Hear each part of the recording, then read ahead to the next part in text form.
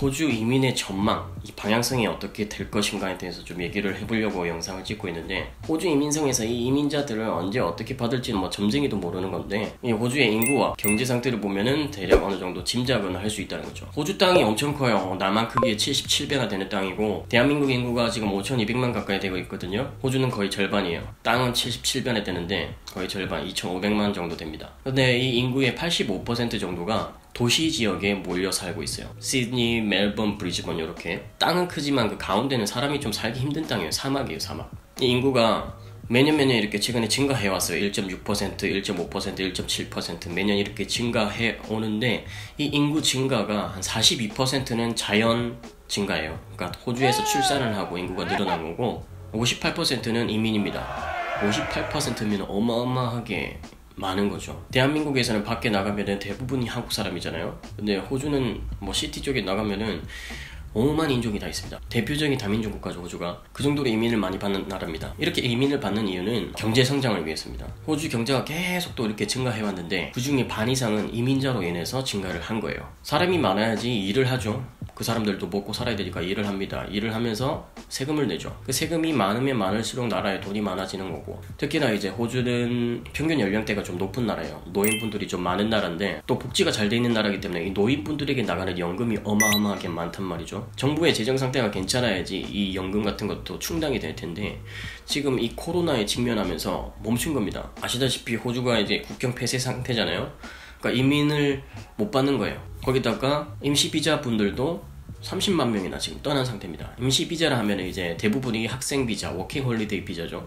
워킹 홀리데이는 여기 와가지고 일을 해서 영어 공부를 하던, 여행을 하던 뭐 그런 경험을 쌓으러 오신 분들인데, 일자리가 없으니까 황새들도 없는데 돌아가야겠죠. 학생분들은 뭐 여건이 어려워서 가신 분들도 있고, 실망해서 가신 분들도 있고. 스콧 모리슨이 좀 생각 없는 발언을 했었잖아요. 스스로를 케어할 수 있는 재정이 안 된다면 본국으로 돌아갈 때다. If they're not in a position to be able to support themselves, then there is the alternative for them to return to their home countries. 그러니까 뉴스 브리핑이니까 이렇게 얘기를 한 거지, 돈 없으면 니네 집에 가라, 뭐 이런 뜻이었어요. 호주는 교육 산업이 굉장히 발달한 나라입니다. 세계 4위고요. 그런 통계도 있어요. 호주 유학생분들이 연간 호주에서 소비하는 게 한 400억 가까이 된다. 400억 달러? 일단은 유학생분들 학비 많이 내죠. 유학생분들이 호주 시민들에 비해서 한 3배, 4배, 많게는 5배까지 학비를 많이 냅니다. 그 다음에 숙소 비싸죠. 한국의 월세를 여기는 일주일에 한 번씩 내니까.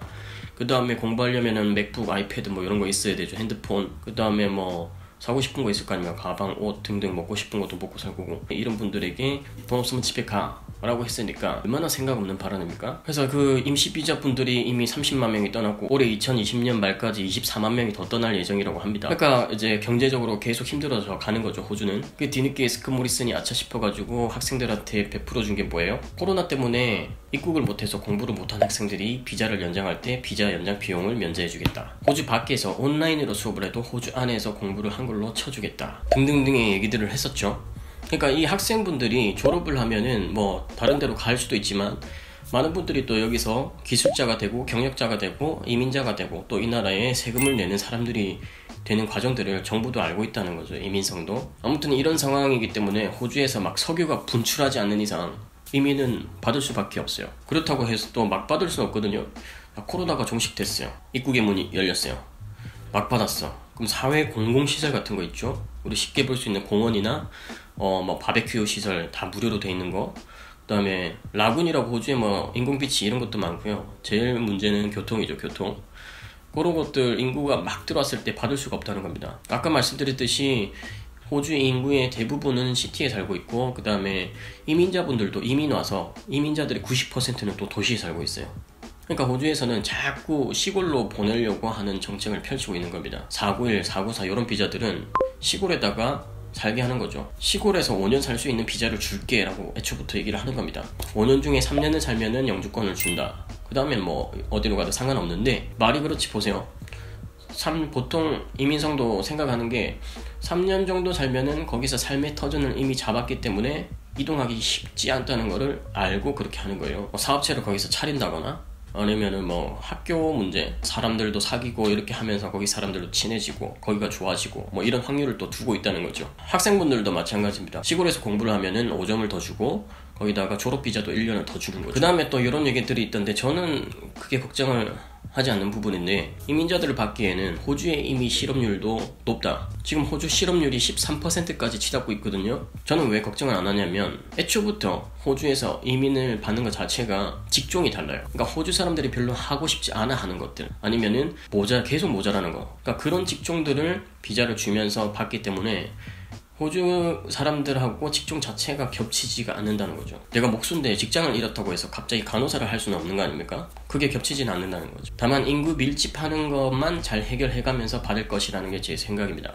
몇 주 전 9월 2일에 이런 분들은 입국 면제를 해주겠다, 그러니까 이민을 받겠다고 발표를 했죠. 17개 직종입니다. 그게 요거예요. 보시면은 대부분이 의료계 쪽이에요.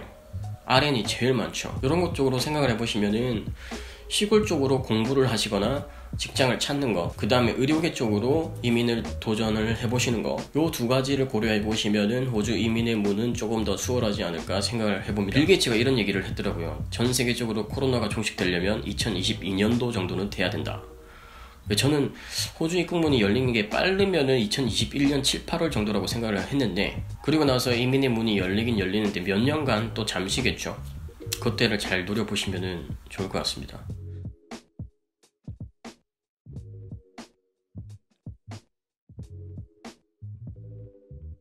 저는 브이로그를 좋아하는 사람인데요. 저도 유튜버잖아요. 구독과 좋아요를 먹고 사는 유튜버잖아요. 이 알고리즘이 제 채널을 브이로그로 받아들이질 않아요. 유튜브를 하시는 분들은 스튜디오라는 곳에 가면은 분석이란 게 있어요.